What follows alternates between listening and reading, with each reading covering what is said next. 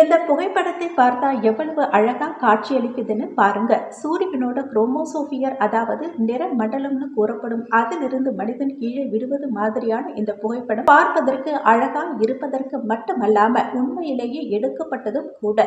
இந்த புகைப்படம் மிகவும் துல்லியமாக இருப்பதனாலையும், இப்படியான ஒரு புகைப்படம் எடுப்பது அவ்வளவு எளிமையான விஷயமும் இல்லை என்பதனாலையும், இது கண்டிப்பா A1 மூலயமா தான் எடுக்கப்பட்ட புகைப்படமா இருக்கும் அப்படின்னு பலரும் கருத்து தெரிவிச்சுட்டு இருந்தாங்க. எந்த நிலையில தான் இது உண்மையிலேயே எடுக்கப்பட்ட புகைப்படம் என்பது பலரையும் வியப்பில் ஆழ்த்தி இருக்கு.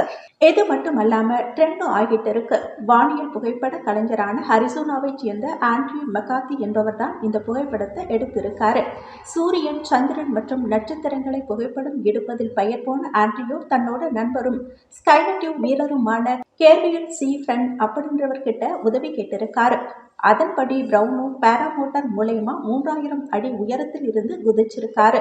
இதை சுமார் 8000 அடி உயரத்தில் இருந்து ஆண்ட்ரியூ புகைப்படம் எடுத்திருக்காரு.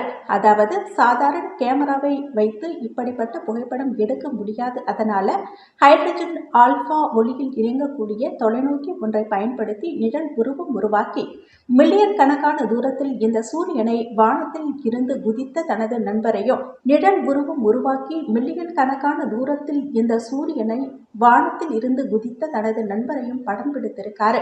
வரலாற்றில் இடம் பிடித்திருக்கின்ற இந்த புகைப்படத்திற்கு தி ஃபாலஸ் ஃபிகாரஸ் என்ற பெயரையும் வச்சிருக்காங்க. சூரியனுக்கு மிக அருகில் பறந்து செல்லக்கூடிய சிறுவன் ஒருவனுடைய நினைவாகத்தான் இகாரஸின் வீழ்ச்சி அப்படின்னு இந்த படத்திற்கு பெயர் வைக்கப்பட்டிருக்கு.